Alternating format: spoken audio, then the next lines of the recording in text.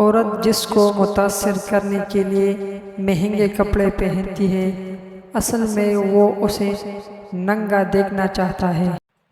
حج کرنے پر نام کے ساتھ حاجی تو لکھتے ہیں، حرام کھانے پر حرامی کیوں نہیں لکھتے؟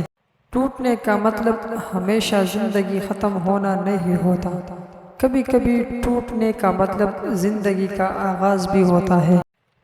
ایک پتھر کی بھی تقدیر سنور سکتی ہے، شرط یہ ہے کہ سلیقے سے تراشا جائے۔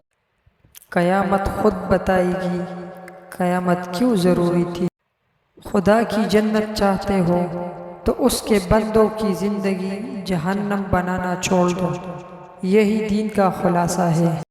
منافق جب کسی کو گرانا چاہتا ہے تو اسے دھوکہ نہیں، سہارا دیتا ہے۔ ہمیں پتہ بھی نہیں ہوتا کہ ہمارا رب ہمیں کس کس مقام پر گرانے سے پہلے ہی تام لیتا ہے۔ کسی کا حق کھا کر انسان دنیا میں تو خوش رہ سکتا ہے، لیکن روز محشر وہی اس کے گلے کا طوق ہوگا۔ تعلق کی کتاب میں پہلا لفظ ایمانداری کا تحریر نہ ہو تو آخری صفحے پہ جدائی مقدر بن جاتی ہے۔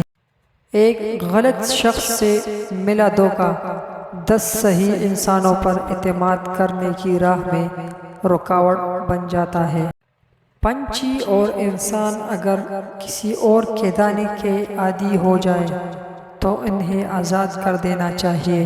جب اللہ دینے پہ آتا ہے تو تمہارے مخالف کو بھی تمہارا وسیلہ بنا دیتا ہے۔ اللہ نے جو تم کو دیا ہے اس پر راضی رہو تو سب سے بڑھ کر دولت مند ہو جاؤ گے۔ کمال یہ نہیں کہ نیک ماحول میں انسان نیک رہے، کمال یہ ہے کہ برے ماحول میں انسان نیک رہے۔ وہ روح کبھی نہیں مر جاتی جس کی پیاس قرآن پاک کی تلاوت سے بجھتی ہو۔ ہمارا ایک رب ہے، پھر بھی ہم اسے یاد نہیں کرتے، لیکن اس کے کتنے بندے ہیں، پھر بھی وہ ہمیں نہیں بھولتا۔